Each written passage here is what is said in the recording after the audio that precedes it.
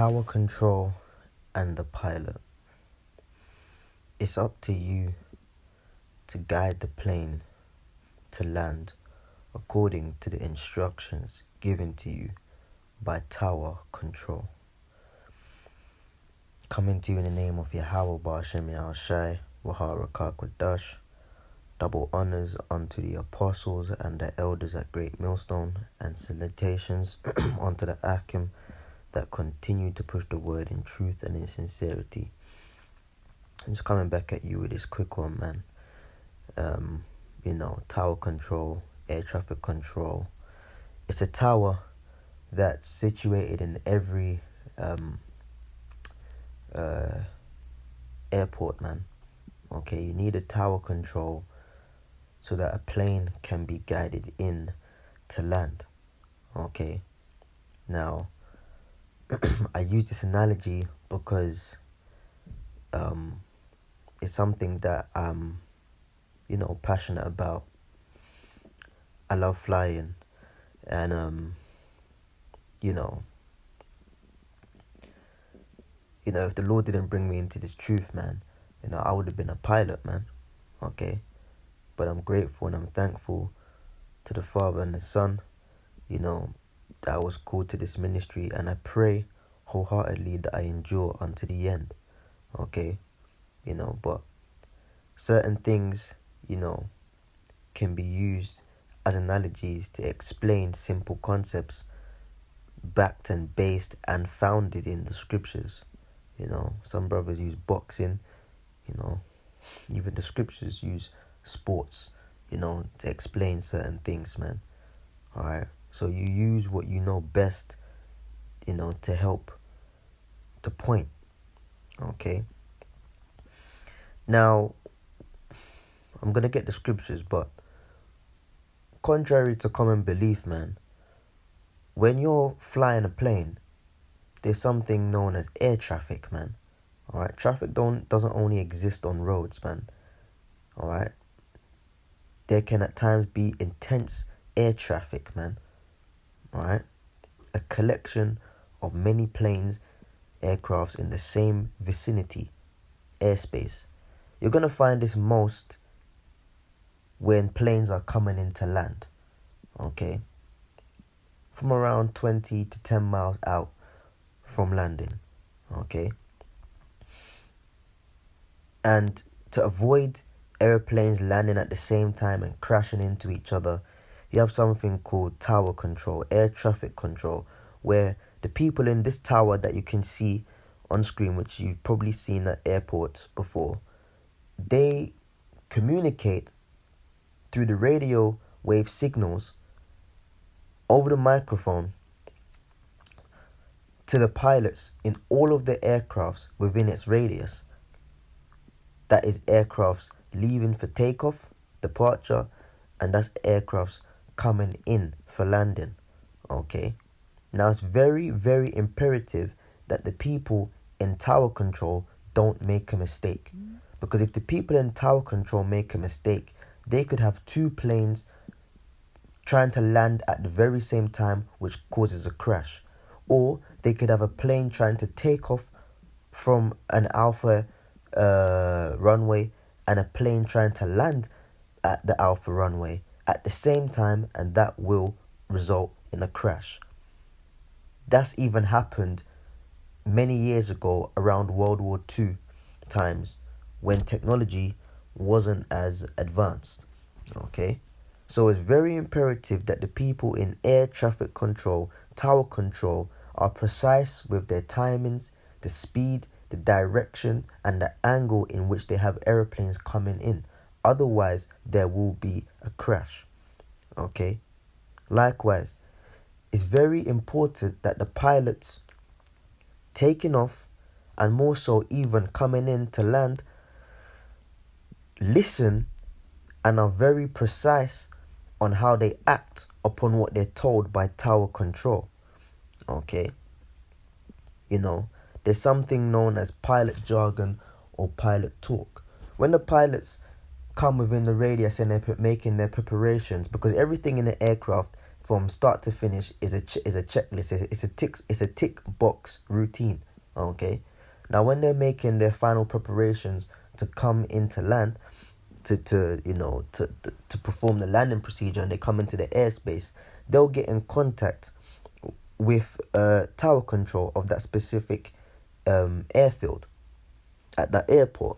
Okay, and they'll say something, to the, along the lines of, for example, this is B124 coming in alpha bound, heading left 030 degrees decimal 4. Contact the ground for my instructions. Okay? And then that is basically them letting ground control know where they are. And then ground control will come back to them and say, B1247, head left, turn in 040 decimal 0 or decimal 1 at 200 knots, decrease to 2,000 feet, hold, over, have a good day. Okay, and the pilots will perform this turn. Okay, then when they've made the left turn, they'll say over to ground control. Then ground control will tell them, okay, make a right turn or continue. All right, and then it comes to something called the final approach.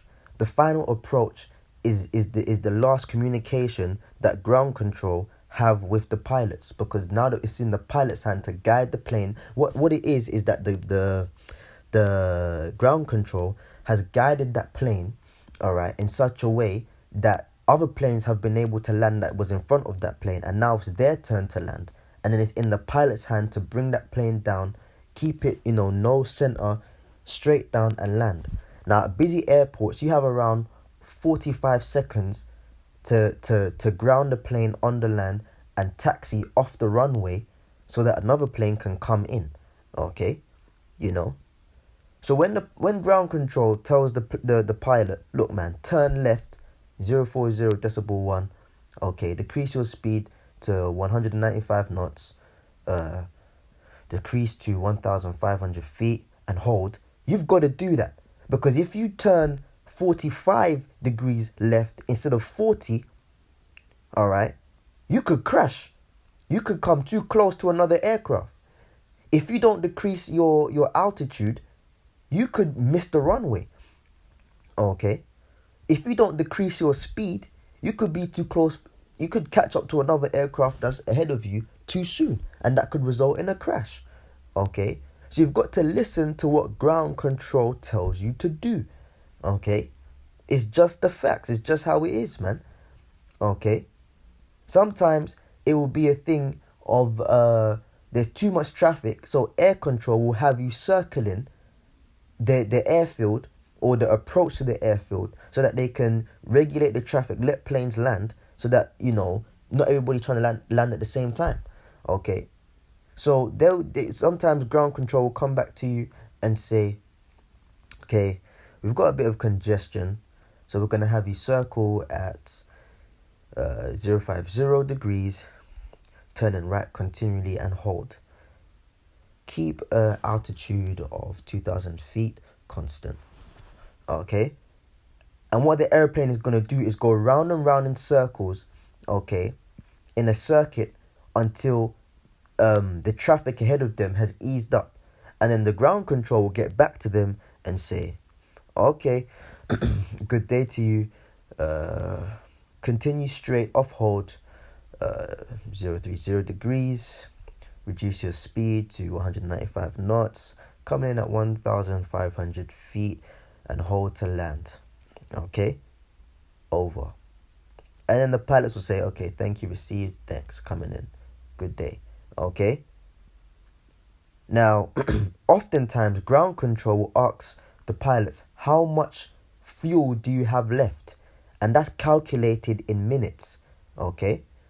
Usually, a plane can't land when it's got too much fuel, because that could spark, that could literally cause a spark, and that could blow the aircraft up. So usually planes come in to land with about an hour maximum fuel left in the tank or in the wings, because that's where the fuel is stored. Okay, right?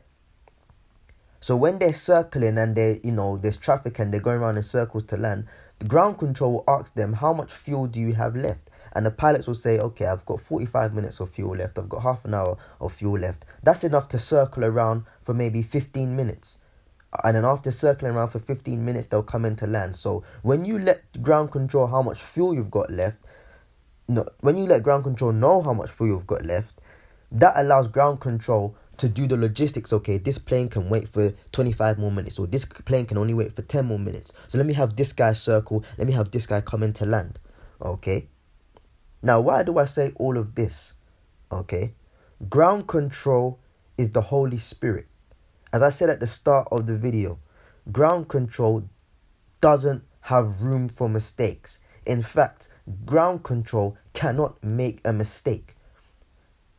Ground control is the Holy Spirit. The Holy Spirit does not make mistakes, man. The pilots in the cockpit is us. Alright? Now, yes, we're the ones that increase the speed. We're the ones that decrease the speed. We're the ones that descend, decrease in altitude. We're the ones that turns the plane round and round in the circles. We're the ones that brings the plane down to land. Meaning, we're the ones doing the physical work. But who enables us to do the physical work? Who enables us and guides us into land or take off? It's ground control. You can't do any of that without ground control.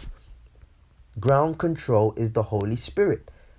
And when ground control, aka the Holy Spirit, gives us instructions, okay, it's up to us as the pilots of our own selves, really, to do according exactly to what ground control has told us to do. And if we fail to do what ground control tells us, we're gonna crash.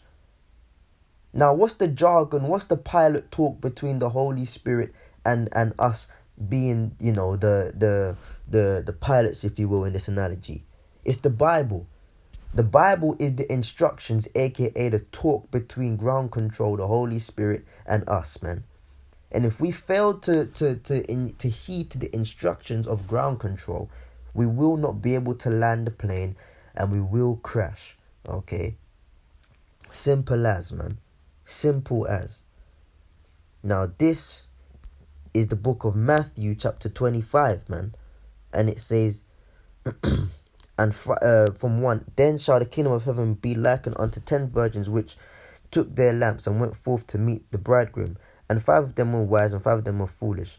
They that were foolish took their lamps and took no oil with them. But the wise took oil in their vessels with their lamps. While the bridegroom tarried, they all slumbered and slept. And at midnight the cry was made, Behold, the bridegroom cometh, go ye out to meet him. Then all those virgins arose and trimmed their lamps. And the foolish said unto the wise, Give us of your oil, for our lamps are gone out. Now I gave you the example that ground control will oftentimes tell you when it's time to linger around and circle the airfield, or the approach to the airfield anyway, how much fuel do you have left? Now, if you as the pilot only have half an hour of fuel left, don't tell ground control you've got an hour left of fuel, because they'll keep you circling. Alright? And when you run out of fuel, the only thing left is to glide the plane into land. Now, if you're too far out from the airfield, you can't glide all the way in. You're going to end up coming short of the runway and you're going to crash. So it's imperative that you tell ground control how much fuel you actually have left. Now, spiritually, we don't tell the Holy Spirit how much fuel we have left. The Holy Spirit fuels us. All right? But if we start going outside of the instructions, turn left, turn right, decrease your speed, decrease your altitude. If we start going outside of the instructions of ground control, aka the Holy Spirit, we don't tell the Spirit how much we have left. The Spirit indeed withdraws our fuel from us. So when it's time to land, we want to glide in and do things our own way, but we're going to come up short. Because you're not meant to glide into a landing naturally. That's only in, severe,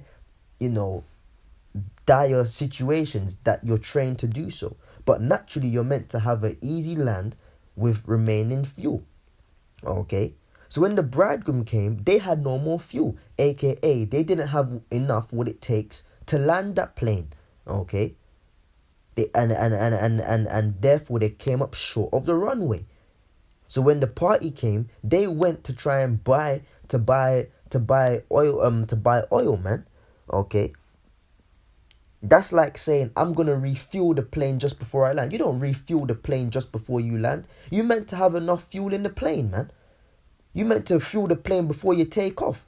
How the hell you going to fuel the plane when it's time to land? Okay? So the oil is the Holy Spirit along with ground control, man. Alright? And these are the foolish because they didn't have enough oil, man. They didn't listen to the instructions and they didn't have enough oil.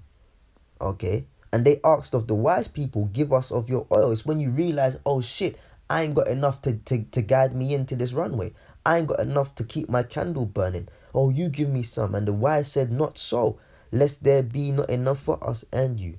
But go rather to them and sell and buy for yourselves. And when they went to buy, the bridegroom came. So when you went to try and learn, when you went to try and get a re-up, as they would say, of the Holy Spirit, you know, the bridegroom came and you missed the party, man.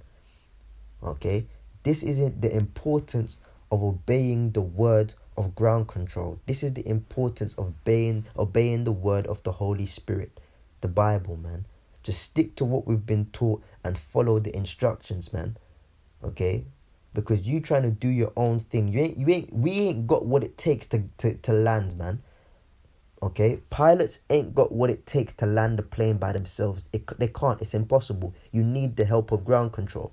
Same with us. We can't get saved of our own intelligence, man. We need the help of the Holy Spirit, aka ground control. Okay? Psalms 51, man. Take not the Holy Spirit from me, man. You know, create in me a clean heart and restore to me the joy of thy salvation, man. The Holy Spirit, the Holy Spirit, the Holy Spirit, man.